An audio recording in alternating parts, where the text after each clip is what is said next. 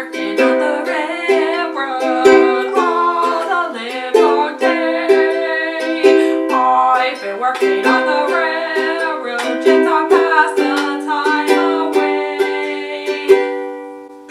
Can't you hear the whistle blowing? Rise up so early in the morn. Can't you hear the whistle blowing? Dinah, blow your horn. I don't know. The song was stuck in my head. Today is Valentine's Day. I could cover topics like self-love. I could cover topics like loving others. That too. I could cover topics like my fiance who bought me these flowers, which are dying right now. It's not symbolic. Or I could talk about just love. So how about we just think of the word love, and we think of the opposite of the word love, which is fear. Oh. Anytime you are stuck in a story, you're in fear. Yeah, let's talk about being stuck in stories. I like this one. I like it. I like it a lot. Me too. We all have stories, and we all have things that happened to us in the past. For me, that includes, and I reference this one very often because I see so many doctors, but back in 2012, I woke up in severe pain, and boom, my life changed. And we never found the cause. Oh, but how things have changed. Now I'm chronically ill, and I don't know why, and it's very easy for me to go back to that moment, and go back to the month prior, and go back to years prior, and try and figure out why did it happen. And occasionally, I become aware that it's not actually helping me to try and figure out the why. Nope. I thought it would. I thought in the long run, you know, having an episode of House to myself, you know, with like medical mystery drama, you know, of Susan's life. I thought that would be cool. I didn't actually think it would be cool, I just wanted it to happen. I wanted to know why it happened. And every now and then I get glimpses and realize that it doesn't matter why it happened. It happened. It happened. It did. And it's like that for any painful event that happens in your life. Yep. Or circumstance that comes your way. Mm-hmm. It happened. And now I'm gonna quote Gandalf. All that you have to decide is what to do with the time that is given to us. Time we are given. I think he says that. I think that's what he says. But it's true. Something happens, and instead of asking why don't we ask what can we do now? And I saw this recently in a TEDx video, something about limits, something about cool limits. I am never gonna find it. I watch too much stuff. I am never gonna find it. Referencing it could be enough.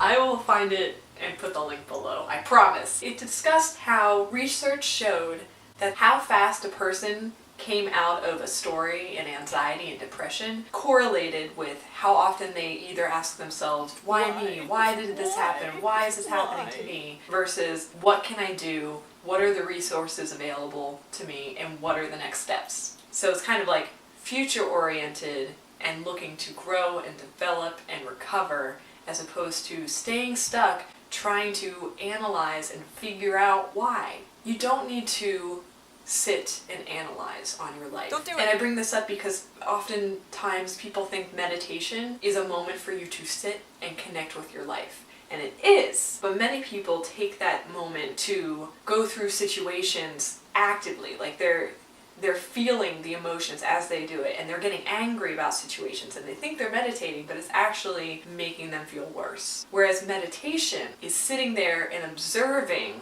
those thoughts that come up and those feelings that come up, but not really actively participating in them. It's just kind of like a Disconnection. viewing from far away. Disconnection. There's a better term for that. Girl.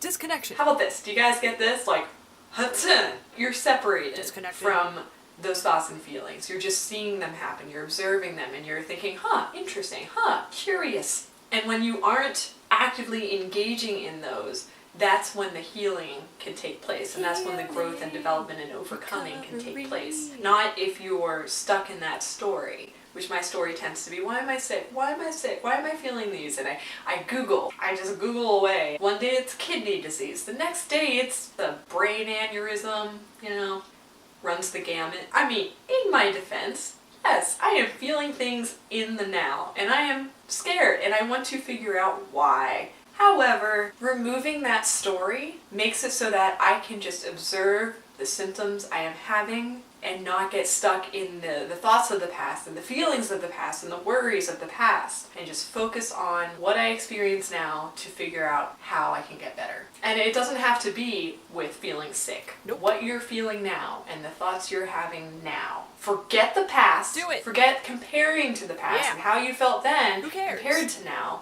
Whether you felt better then, Don't or care. whether you felt worse then, or Don't whether care. you felt the same. Maybe it's just been going on for years, you know? Still don't Like care. maybe this circumstance you are stuck in has been going on for so long, it's hard to separate yourself from it. It's hard to, Disconnect. everyone do, I've got to give it a name, the step back dinosaur. Or No, disconnect. I'll work on that. Maybe you can't get out, or maybe you feel like you can't get out, but you can. You How do can. you do that? You observe. You take a step back, take in your surroundings, pick a color. Play I Spy. I Spy with my little eye blue.